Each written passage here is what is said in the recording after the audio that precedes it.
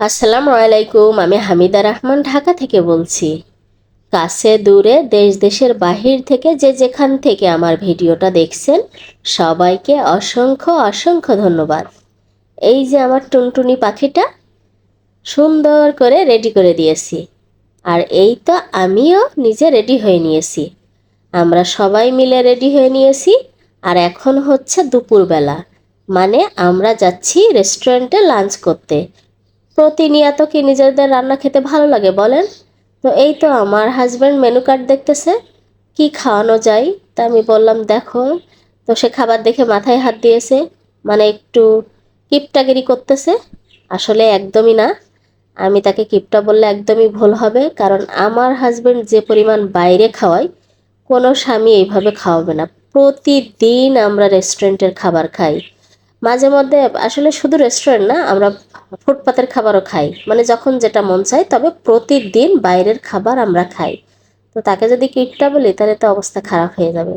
তো যাই হোক, খাবার অলরেডি অর্ডার দিয়ে দিয়েছে, দিয়ে সবাই বসে অপেক্ষা করছি আমাদের খাবার কখন আসবে। আর রেস্টুরেন্টটা কিন্তু দারুণ, মানে অনেক সুন্দর, দেখেন ভিউটা অনেক সুন্দর। আর কিছু কিছু জিনিস চেঞ্জ করছে, আমরা তো অনেকবার গেছি এই রেস্টুরেন্টে, বাট কিছু কিছু জিনিস নতুন করে সাজিয়েছে, খুব ভালো লাগছে। আমার মেয়ে আবার সব একটা একটা করে দেখাচ্ছিল। তো রেস্টুরেন্টের আসলেই আমার নিজের হাতের রান্না, প্রতিদিন আমি নিজেই রান্না করি, নিজেই খাই, তো প্রতিদিন রান্না করতে বলেন ভালো লাগে। আর আসতে আসতে গরম গরম সিঙ্গাড়া দেখে আমার হাজব্যান্ড আর লোভ সামলাইতে পারিনি। এখন রেস্টুরেন্টে বসে বাইরে সিঙ্গাড়া খাচ্ছি, বুঝতে পাচ্ছেন? লাঞ্চ করব একটু পরে, কিন্তু সেই ধৈর্য আর নেই। গরম গরম সিঙ্গাড়া দেখে নিয়ে চলে এসেছে রেস্টুরেন্টে, বসে বসে বাইরের সিঙ্গাড়া খাচ্ছি। ওটা কোনো ব্যাপার না, মন চাইলে মানে না করা নেই। আমার হাজব্যান্ডের কথাও যেটা, আমার কথাও যে মন চাচ্ছে একটা জিনিস খাইতে, খাবো। এটা মনের কষ্ট দিয়ে লাভ আছে কন? এখন একটা জিনিস খাইতে মন চাচ্ছে, ও কখনো এ করে না, মানে যত পর্যন্ত মানে তার সামর্থ্য থাকে বা পকেটে টাকা থাকে, তো ততক্ষণ ও না করে না।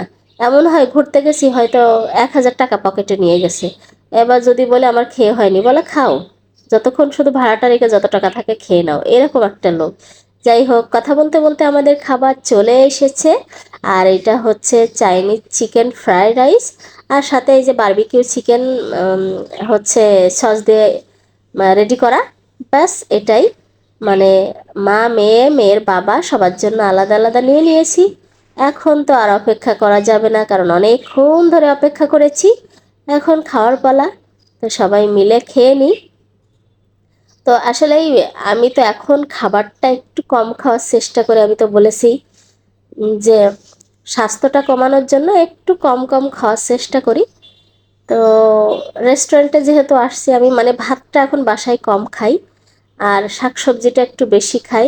আমরা ভাত তো এমনি শুধু দুপুরবেলায় খাই, আর বাকি টাইম অন্য তাদের চালাই। বাট আজকে যেহেতু রেস্টুরেন্টে আসছি, চাইলেও অল্প খাওয়া যাবে না। আর বিশেষ করে রেস্টুরেন্টের খাবার, সে তো আমার অনেক পছন্দের, আমি এটা কখনো স্যাক্রিফাইস করতে পারি না।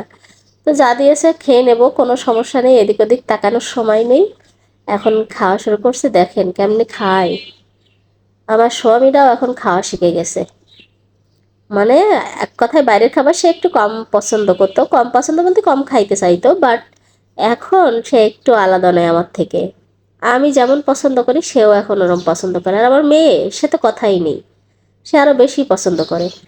তো আমার হাজব্যান্ডেরই আগে খাওয়া হয়ে গেছে, আমি এখনও দেখেন আমার রয়েছে, আর মেয়ে তো একদম হাতই দিইনি। ব্যাস আমার খাওয়া দাওয়া কমপ্লিট, আমার মেয়ে খাইনি। তোর বাবা বললো ওটা প্যাক করে নিয়ে চলো, বলা যায় না বাসায় যে যদি আবার বলে আমি এখন ফ্রাইড রাইস খাবো, তখন কি করবা? তার থেকে নিয়ে চলো, খাইলে খাইবে, না খাইলে সে পরে দেখা যাবে। আর কি গুছাই গাছাই নিচ্ছি। তো এই ছিল আমার ছোট্ট একটা ভিডিও, কেমন লেগেছে জানাবেন।